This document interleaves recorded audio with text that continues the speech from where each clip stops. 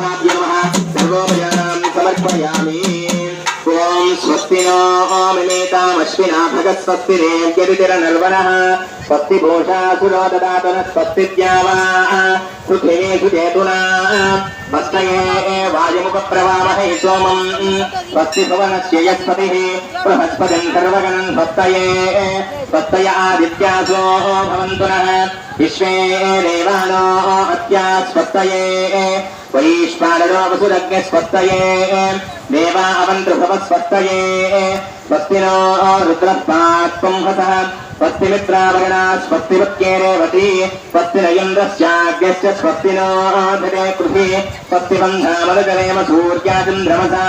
विवा पुनर्वददाग्नदाजानदा सङ्गमेमहि स्वस्तिगनन्तार्क्षवरिष्ठनेमिं महत्सूतं वायसम् देवतानाम् असुरज्ञमिन्द्रसकं समत्सु बृहत्य सोर्णावमिवारहेम अंहोमजमाङ्गिरसङ्गयम् च स्वस्यात्लेयं मनसा जताक्षम् परितपानिशरणं प्रपद्ये स्वस्तिकं भाते सभायन्नो अस्तु शुभगं शुभं शुभगं शुभं साक्षात्पुत्रदेवताभ्यो नमः सर्वोपचारान् समर्पयामि।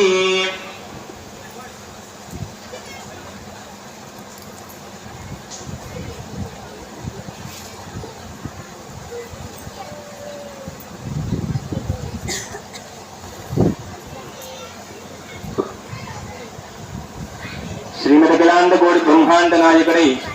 ఆశ్రిత భక్తరక్షకుడై వేంచేసున్నటువంటి శ్రీ సీతాలక్ష్మణ హనుమత్ సమేత కోదండరామస్వామి వారి యొక్క తిరు కళ్యాణ మహోత్సవంలో భాగంగా ఎంతో కూడా పరమ పవిత్రమైనటువంటి పండుగ ఏదైనా ఉందంటే మనకి ఎన్నో కూడా పండుగలు ఉన్నాయి. ప్రతి ఒక్క పండుగ కూడా మనందరూ కూడా ఎంతో భక్తి శ్రద్ధలతో ప్రతి ఒక్క పండుగ కూడా మనం చేసుకుంటూ ఉంటాం. శ్రీరామ నవమి అంటే ప్రతి ఒక్క ఊరిలోనో ప్రతి ఒక్క వాడలోనో అందరూ కూడా ఎంతో భక్తి శ్రద్ధలతో స్వామివారి యొక్క పూజా కార్యక్రమాలు కావచ్చు, ఇది విశేషమైనటువంటి కళ్యాణ మహోత్సవం ఎంతో భక్తి శ్రద్ధలతో ప్రతి ఒక్కరూ కూడా చేసుకునేటువంటి కళ్యాణం యొక్క రామ కళ్యాణం. అందులో భాగంగానే మన యొక్క గ్రామంలో మనందరము కూడా నిరంతరము కూడా దర్శిస్తున్నటువంటి రామచంద్ర ప్రభు కోదండం అనేటువంటి బాణాన్ని పట్టుకొని మనందరినీ కూడా ఆలయంలో ప్రతి నిత్యము కూడా దర్శిస్తూ ఉంటాడు. అటువంటి రామచంద్ర ప్రభు యొక్క విశేషమైనటువంటి కళ్యాణంలో ఇప్పుడు స్వామివారు మనకి దర్శిస్తున్నటువంటి అవతారం ఏంటంటే రాముడు గారు ఆ విధంగా కూర్చొని కాలు మీద కాలు వేసి దర్జాగా స్వామివారు ఒక చేతిలో కోదండాన్ని ధరించి మరి ఒక చేతిలో మనందరినీ కూడా అనుగ్రహిస్తున్నటువంటి రామచంద్ర ప్రభుని అందరూ కూడా దర్శిస్తూ ఉన్నాం. ఒక పక్కేమో ఆ తమ్ముడు అనుడిగా ఉండేటువంటి లక్ష్మణ స్వామి వారి ఏమో స్వామివారి యొక్క కళ్యాణ మహోత్సవంలో స్వామివారికి సేవ చేసుకున్నటువంటి ఆ యొక్క చిత్రాన్ని అందరూ కూడా దర్శిస్తూ అంటే ఒక చక్రాన్ని స్వామివారికి పడుతున్నట్టుగా ఆ లక్ష్మణ స్వామి వారిని మనం దర్శనం చేసుకోవచ్చు. అదేవిధంగా అమ్మవారు ఆ స్వామివారికి ఇప్పుడు కూడా నిరంతరము కూడా స్వామిని ఆశ్రయించి ఉండేటువంటి సీతామాత ఆ సీతా మహాసాధ్వి అమ్మవారి యొక్క దర్శనం కూడా మనం చేసుకుంటూ ఉన్నాం. ఎంతో కూడా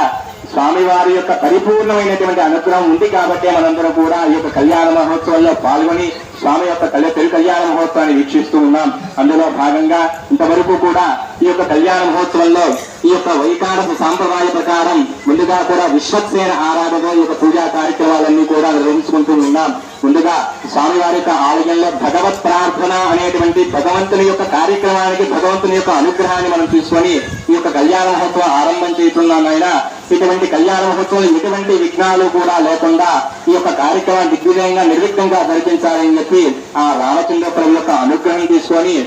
ఈ యొక్క కళ్యాణ మహోత్సవం ప్రారంభం చేసుకొని ఉన్నాం. ముందుగా ఎటువంటి విఘ్నాలు అనేటువంటి మన దరి చేరకుండా ఉండడం కోసం విఘ్నాంధకార సూర్యాయ విశ్వక్సేనాయ తే నమః అన్నట్లుగా మనకు ఉండేటువంటి మనం ఏదైనా సరే ఒక కార్యం చేయాలని చెప్పి సంకల్పం చేసుకునేటువంటి అనేకమైనటువంటి విఘ్నాలన్నీ కూడా మనం తెలియజేస్తూ ఉంటారు. అంటే ఎటువంటి అంటే మనం ఏ విధంగా విఘ్నాలు వస్తాయి అని చెప్పడానికి లేకుండా రకరకాలైనటువంటి విఘ్నాలన్నీ కూడా మన యొక్క కార్యక్రమాన్ని అడ్డంకులు కలిగిస్తూ ఉంటాయి. ఇటువంటి ఏవి కూడా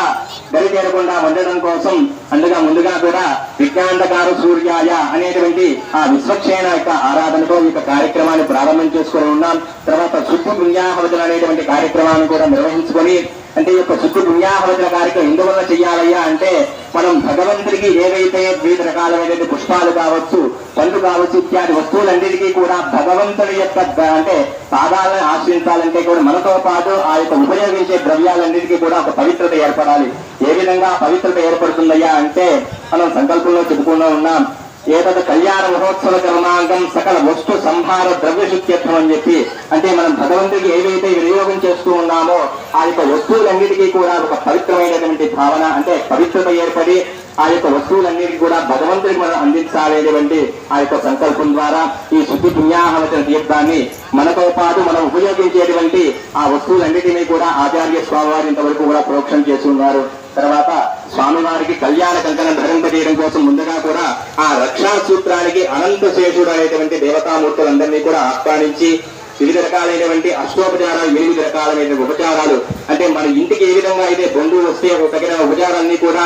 మర్యాద పూర్వకంగా కృతజ్ఞతాపూర్వకంగా ఏదైతే మనం ఆహ్వానిస్తామో ఆయా దేవతా కళ్యాణ మహోత్సవంలో కూడా నిరంతరం కూడా స్వామి ఆశ్రయించేటువంటి స్వామివారి యొక్క ప్రవచనాలు కావచ్చు, వీళ్ళందరూ కూడా నిరంతరం కూడా విష్ణుమూర్తి యొక్క సైన్యాధ్యక్షుడిగా ఉండేటువంటి అనంత గరుడ విశ్వక్సేనలో ఈ యొక్క అనంతశేషుడు ఒకరన్నమాట. అటువంటి ఆ యొక్క అనంతశేషుణ్ణి ఆ రక్షాసూత్రాలను ఆవాహన చేసి అష్టోపచారాలు అంటే ఆసనం, పాద్యం, అర్ఘ్యం ఇత్యాది 8 ఉపచారాలతో ఆవాహన చేసిన పిమ్మట స్వామివారికి